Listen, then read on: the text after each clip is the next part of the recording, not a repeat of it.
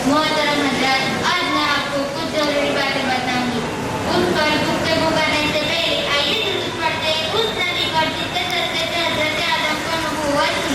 आइए दुरूद पढ़ते उस नबी पर जिसके सदक़े से हज़रत अबू बकर सिद्दीक़ को सदाकत मिली। आइए दुरूद पढ़ते उस नबी पर जिसके सदक़े से हज़रत उस्मान गनी को सखावत मिली। आइए दुरूद पढ़ते उस नबी पर जिसके सदक़े से हज़रत उमर फारूक के अज़्ज़त को अदालत की। आइए दुरूद पढ़ते उस नबी पर जिसके सदक़े से हज़रत अली को शुजाअत मिली।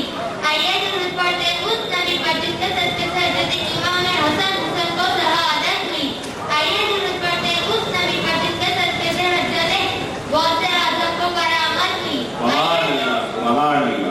आइए दुरूद पढ़ते उस नबी पर जिसके सदक़े से हज़रत ख्वाजा गरीब नवाज ने इस्लाम में 90 लाख लोगों को कलमा पढ़ा के दाखिल किया। आइए दुरूद पढ़ते उस नबी पर जिसके सदक़े से आला हज़रत को मंजूर करामत मिली।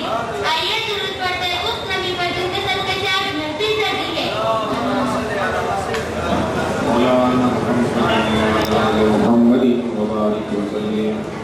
आज मैं आपको 3 अहम सुन्नत के बारे में बताऊंगी जिसका करना बहुत सवाब है।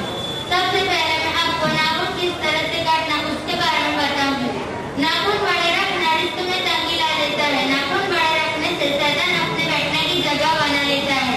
नाखून को जुम्मा के दिन काटना सुन्नत है, उससे बीमारियां दूर हो जाती है।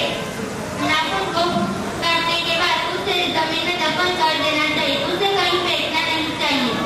उसे गुस्से खाने में डालना नहीं चाहिए।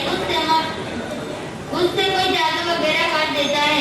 नाखून दांत से काटना नहीं चाहिए, उससे मर्द बर्फ पैदा होता है, जैसे चमड़ी पे सफेद दाग। नाखून को कैसे काटना चाहिए? सबसे पहले सीधा जेब के दाएं हाथ की पहली उंगली शहादत, फिर जन्नत, फिर अमानत, फिर अमीन, ऐसे धीरे धीरे काटना चाहिए। फिर दाएं हाथ की पहली उंगली यानी कि अमीन, फिर अमानत, फिर जन्नत, फिर शहादत। पहले सीधे हाथ का फर्ज, फिर दूसरे हाथ का फर्ज काटना चाहिए। यही सही और सुन्नत तरीका है। अब मैं आपको पानी पीने का सही और सुन्नत तरीका बताऊंगी। सबसे पहले पानी देखकर पीना, सीधे हाथ से पीना, बैठकर पीना, सर ढककर पीना, पानी बिस्मिल्लाह पढ़कर पीना। पानी पीने के बाद अल्हम्दुलिल्लाह पढ़ना। पानी बैठकर पीने के फायदे: पहला, घुटने मजबूत रहते। दूसरा, घुटनों में दर्द नहीं होता। तीसरा, गुर्दा खराब नहीं होता। चौथा, दिल की हड्डी मजबूत रहती है। पांचवा, खून की रवानगी तेज रहती है। ब्लड प्रेशर, शुगर, थायराइड जैसी बीमारियों से निजात मिलती है। अब मैं आपको कपड़े पहनने का सही और सुन्नत तरीका बताऊंगी। सबसे पहले सफेद रंग का लिबास पहनना। दूसरा, कमीज या कुर्ते वगैरह में सबसे पहले दायां हाथ आस्तीन में डालना, फिर बायां हाथ आस्तीन में डालना।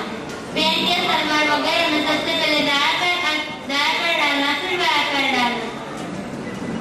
मर्दों के लिए पायजामा टुकड़ों से ऊपर होना चाहिए और औरतों के लिए पायजामा टुकड़ों से नीचे होना चाहिए।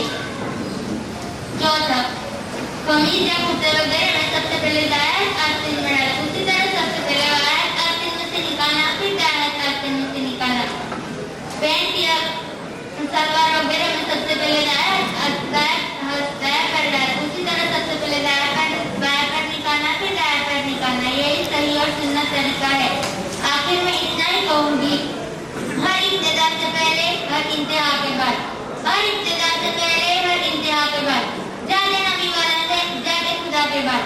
दुनिया में एहतराम के काबिल है जितने लोग, दुनिया में एहतराम के काबिल है जितने लोग, मैं सबको मानती हूँ मगर मुस्तफा के बाद। लुत्फ उनका आम हो ही जाएगा, सादे हरना काम हो ही जाएगा। लुत्फ उनका आम हो ही जाएगा, सादे हरना काम हो ही जाएगा।